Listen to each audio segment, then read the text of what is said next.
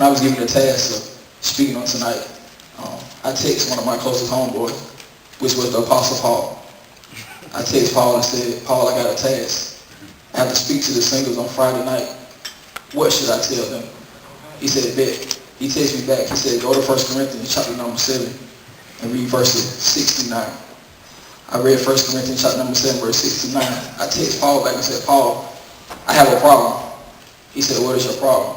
I said, number one, Paul, you are telling single people that they should marry than to burn with lust. Let me stop right there, Paul. So, Paul, you telling the children of God to marry out of lust instead of love?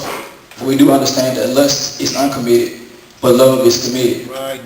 Love is patient, but lust is impatient. So, Paul, you're telling me that we should marry somebody according to our flesh, and once our flesh desires are fulfilled or kindled, then we should get married to someone. Paul, I have a problem with your teaching or your theology. Yes, because if I marry somebody according to lust, then I'm marrying them according to their exterior, not their interior. So I'm marrying them according to how I feel, and then once I get my rocks off, I'm ready to leave. Right. That's why many of you may be intimate with somebody. After you got to bed with them, you said to yourself, they not even my type.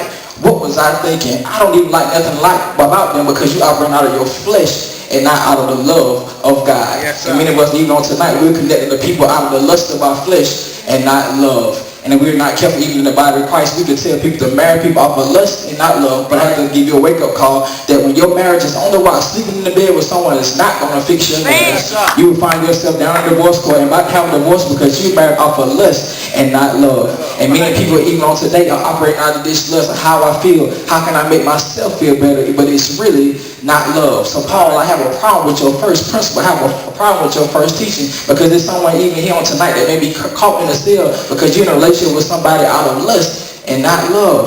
And now you find yourself in a cell saying, how did I even get into this situation? You don't even like anything about them. Now, everything they do right now begins to irritate you. Why you breathe that way? Why you dress that way? Why you even walk that way? Because you operate out of lust and not love. And once the lust of the flesh fade away, reality sinks in. So, Paul, I have a problem with your first thesis. The second part I have a problem with, Paul says that I wish that every man was like me who had the gift of singleness. But Paul, I got to argue with you once again. What about the people that don't have your gift? Paul, you can't tell me to prophesy when I don't have the gift of prophecy. You cannot tell me to heal someone when I don't have the gift of healing. Paul, what about the people that know straight up they don't have the gift of singleness? I'm talking to somebody on tonight that says straight up, I love God, I love these people, but I do not have the gift of singleness. I'm tired of going to the movies by myself.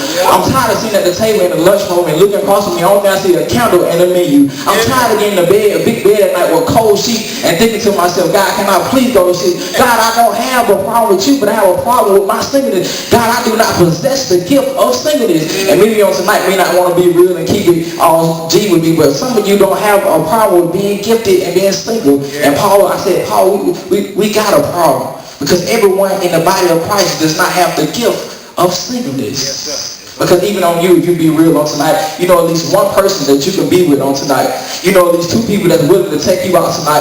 You know at least three people that's ready to give you sexual healing. Oh, y'all don't want to be real on tonight. You don't have the gift of singing. You say, God, straight up, you got to hold me in this because I might lose my mind. Paul said it's a battle between the flesh and the spirit. He said the things that I will to do, I do not do. And the things that I will not to do, I end up finding myself doing anyway. Have you ever been driving to somebody's house and saying, straight up, I shouldn't be going over here, but you wrong there anyway because you was in a battle with your flesh and your spirit. And some of y'all tonight looking at me crazy, but when you leave it, you might go touch your boyfriend and go see your girlfriend because you're battling with the flesh and the spirit. And now you find yourself in a situation because you said, I don't have the gift of singleness. And then you come to church and then married people want to tell you to hold yourself. Be quiet, sit down. How can you tell me to be celibate when you're going home to a husband or a wife? God, please send me somebody before I find myself at the altar every Sunday.